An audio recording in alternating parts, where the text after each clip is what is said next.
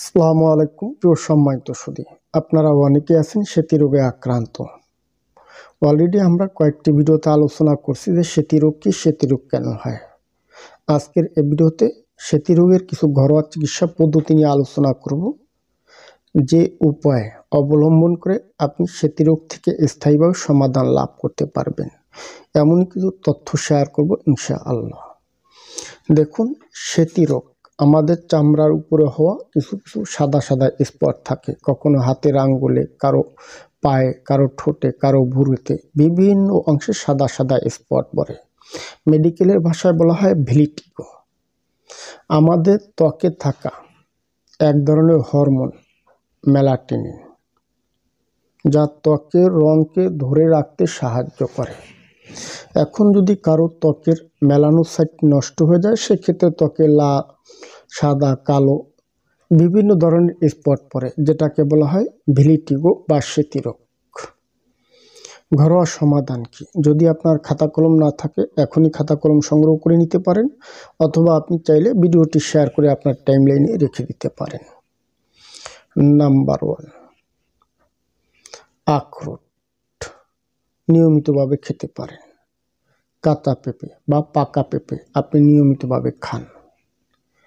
এটি নিয়মিতভাবে খেলে অনেকটাই আল্লাহর রহমতে স্থায়ী সমাধান পাওয়া যায়।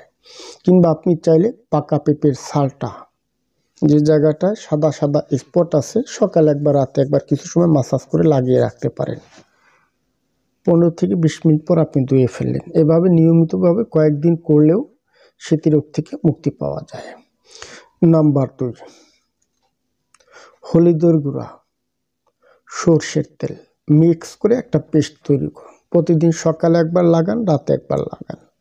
নিয়মিতভাবে কয়েকদিন লাগান, দেখবেন আল্লাহর রহমতে স্থায়ী সমাধান চলে আসছে। নাম্বার 3, পুদিনা পাতা সমপরিমাণ তুলসী পাতা, এর সাথে 1 চা চামচ পরিমাণ লেবুর রস মিক্স করে একটা পেস্ট তৈরি করুন। সকালে একবার লাগান, রাতে একবার লাগান। যে জায়গাগুলি সাদা সাদা স্পট পড়ে, সাদা হয়ে গেছে, আপনি নিয়মিতভাবে লাগান, দেখবেন আল্লাহর রহমতে স্থায়ী সমাধান চলে আসছে। নাম্বার 4, ভিটামিন বি সমৃদ্ধ খাবার ও অ্যামাইনো অ্যাসিড থাকে এমনই কিছু খাবার গ্রহণ করা। এছাড়াও আপনি চাইলে ভিটামিন বি কিংবা অ্যামাইনো অ্যাসিড থাকে এমনই কিছু ওষুধও আপনি সেবন করতে পারেন, কিংবা খাবারের মাধ্যমে আপনি দেহে গ্রহণ করতে পারেন। নিয়মিতভাবে ভিটামিন বি সমৃদ্ধ, অ্যামাইনো অ্যাসিড সমৃদ্ধ কিছু খাবার গ্রহণ করলেও আল্লাহর রহমতে আস্তে আস্তে স্থায়ী সমাধান পাওয়া যাবে। নাম্বার 5, পর্যাপ্ত পরিমাণ পানি পান করা, বিশ্রাম গ্রহণ করা, পরিষ্কার পরিচ্ছন্ন থাকা, রাতে পর্যাপ্ত পরিমাণ ঘুমানো। নিয়মিতভাবে রেস্ট নিলেও অনেক সময় স্থায়ীভাবে সেতী রোগ থেকে মুক্তি পাওয়া যায়। প্রিয় সম্মানিত সুধী, আশা করছি আপনারা বুঝতে পারছেন যে সেতী রোগে আক্রান্ত হয়ে গেলে করণীয় কি। আজ এ পর্যন্ত।